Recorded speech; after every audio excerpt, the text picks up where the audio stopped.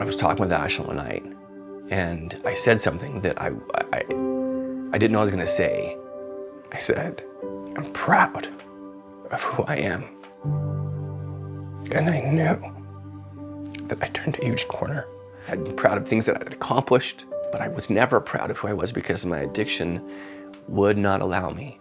It robbed me of my self-worth.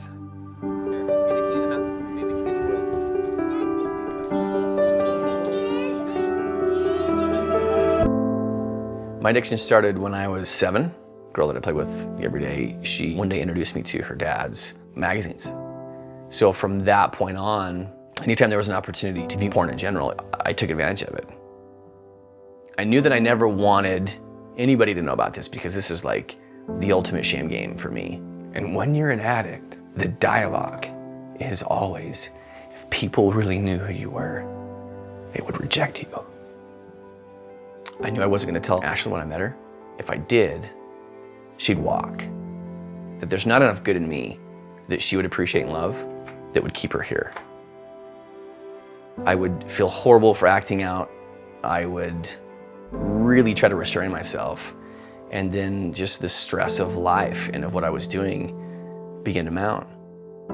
I was just emotionally incapable of dealing with the stress of life. Every now and again, I would let her know, yeah, I slipped up, and she would get mad, and I wouldn't want to tell her because, you're getting mad at me. It was just this ping pong match back and forth. I could never, ever bring myself to telling the full truth. So what I began to see was more faults in her. That's when I had my first affair. It was an emotional affair. Told Ashlyn, and she was devastated, and she was hurt. My second affair came not long after the girls were abused. We found out the girls were sexually abused by someone that we trusted and loved. It was completely devastating for us. I shut down. Like, I did not know how to deal with it. When the dust started to settle and the opportunity presented itself, that's when the second affair took place. The intensification of my addiction just grew beyond what I ever expected. I tried to stop it and did for some time, and then started again and then stopped it. And since we'd gone through specialized therapy with the girls, probably really good for me to be able to have specialized therapy as well.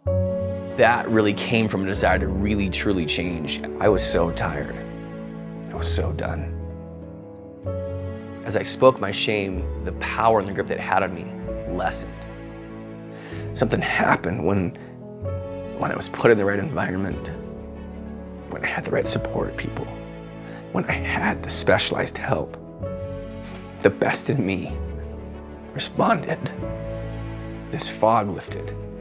The fog that blinded me from her ability to love me, from who she really was, to take off my lenses of lust that I wore for so long, and to see her with lenses of love. Because now my eyes could see and love her for who she is, and not as an object. I saw the loyalty, the deep commitment to pay a price that most people would never pay. There's no way for me to quantify the harmony and the love that we have now. Even when it seems the very darkest, there's still a way. When life has just turned completely sideways, there's still hope to change. If I lived for 31 years with this and have found recovery, being proud of who I am is the biggest accomplishment for me personally that I've ever had.